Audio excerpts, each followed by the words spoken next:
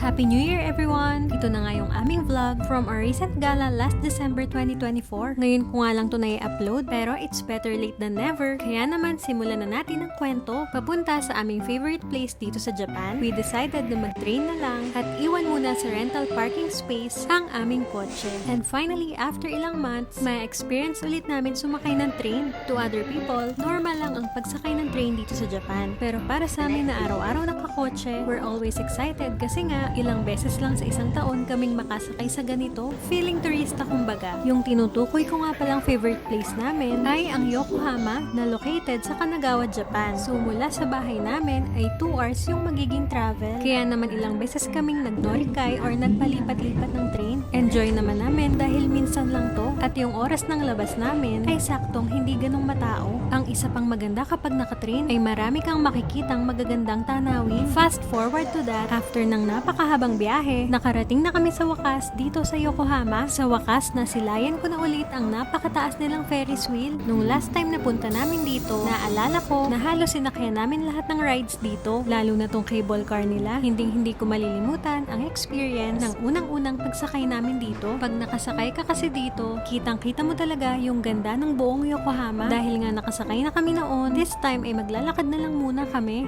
Oh, saan tayo? Sabi ni Google, 17 minutes walk. Gaganon. Ba't saan ba tayo pupunta? Sa Akarenga nga. Doon tayo kakain. Lunch. Yes, yun ang kinainan natin na chicken. Let's go! Ay, walang daan eh. No, tama-tama. Tama, saan ka? Walang daan. Smoking area ito pinunta mo eh.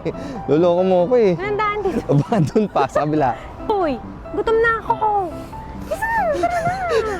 Sabi mo, tama na. Teka lang. Gutom ka na. Teka lang. Hi! Uy, tawid na daw. Sa totoo lang ay hindi talaga ako sanay gumamit ng Google Maps. Kaya naman umpisa pa lang, mali agad ang nalikuan ko. Ngayon naman papunta kami sa Akarenga o yung sikat na red brick warehouse dito. Pero bago pa namin marating yun, ay napakarami pa naming madadaanang sikat na tourist attraction na talaga namang dinadagsa ng mga turista dito sa Yokohama. B, tira mo yun no, sa tok-tok. Nagbe-vape.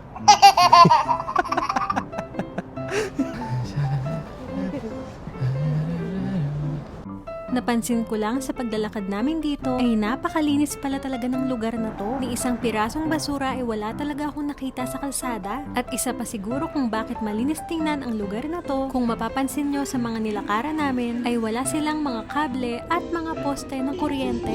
Yun siguro talaga ang dahilan kung bakit naging kakaiba ang lugar na to. Maaliwalas pala tingnan kapag walang kable at poste ng kuryente. Mostly kasi ng mga lugar dito sa Japan ay puno talaga ng ganon. And finally, sa haba ng paglalakad, nakarating na rin kami dito sa Akarenga. Sa totoo lang, ito talaga ang dahilan kung bakit kami pumunta dito. Dahil every Christmas season ay merong Christmas market na nagaganap dito. At today, first time lang namin pupunta sa isang Christmas market event. Pero bago kami dumiretso doon, dahil oras na ng tanghalian, dito muna kami dumiretso sa restaurant na to. Hindi kasi talaga namin makalimutan yung lasa ng chicken nila dito. Sobrang flavorful at hindi talaga namin ma-explain kung anong lasa ba yun. Basta masarap at pag natikman mo ay siguradong babalik ka talaga. After namin kumain, tumambay muna kami dito ng mga 1 hour para magpalipas oras. Then, kahit nga maaga pa, nagkayayaan na kaming pumasok sa loob ng Christmas market. はい、大丈夫です。です。今チケットございます。はいお使ってしまって大丈夫です。そうですね、2人だから。はい。わかりました。こちらでお願いします。ありがとうございます。 Pagpasok nga namin ay binigyan kami nitong wristband na magsisilbing ticket daw namin sa buong araw. Kaya naman sinuot na namin to sa isa't isa bilang tanda ng pagmamahala namin. Tsareng! Tara, samahan nyo kaming tingnan kung ano bang meron sa loob.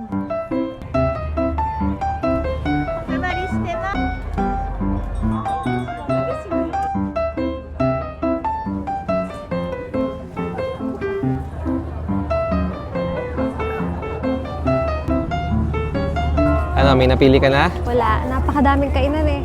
Pare-pareho lang naman. Dami. Sobrang daming tao din. Wala na yata upuan din. どっち whipped cream うん、Ah, we put うん、ホットチョコレート2つはいどのぐらいですかこのぐらいでいいのもうちょっと大きいあるんですかあります大きい方でが2つチーズポテトあとチュロスも1つはい以上ですはい。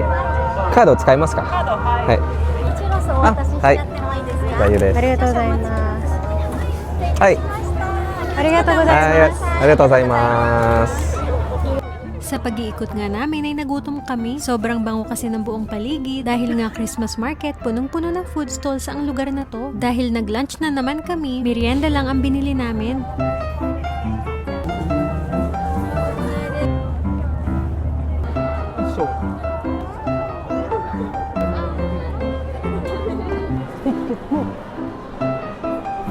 Malapit na ngang maggabi at ito na daw yung perfect time kung pupunta ka sa Christmas market dahil mas maganda raw yun sa gabi dahil sa mga pailaw nito. Pero umalis muna kami saglit doon para bumili muna ng mga souvenirs na pampasalubong sa family at mga katrabaho. At dahil hindi kami nakabili last time, bumili na rin kami ngayon nitong ref magnet.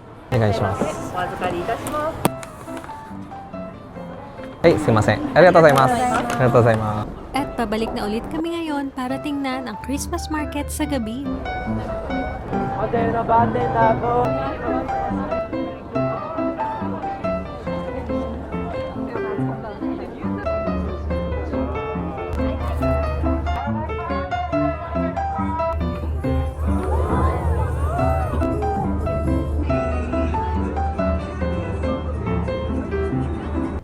Para sa mga gusto ding maka-experience nito, every year ay may ginaganap na Christmas market sa iba't ibang lugar dito sa Japan. At dito sa Yokohama ay meron silang entrance fee na nagkakahalagang 500 yen. Pwede kang bumili online or pwede ka rin naman bumili pagdating mo dito. Kaya kung nandito ka sa Japan at na-curious ka sa Christmas market nung napanood mo yung video na to, see it for yourself. Ilagay mo to sa bucket list mo para sa next year. Dahil kami all in all ay na-enjoy talaga namin. Pagoda nga lang talaga. So, ito na nga ang aming last gala noong 2024. Kung nag-enjoy kayo sa panonood, please like, follow, and share. Happy New Year everyone! See you sa mga susunod na videos. Bye!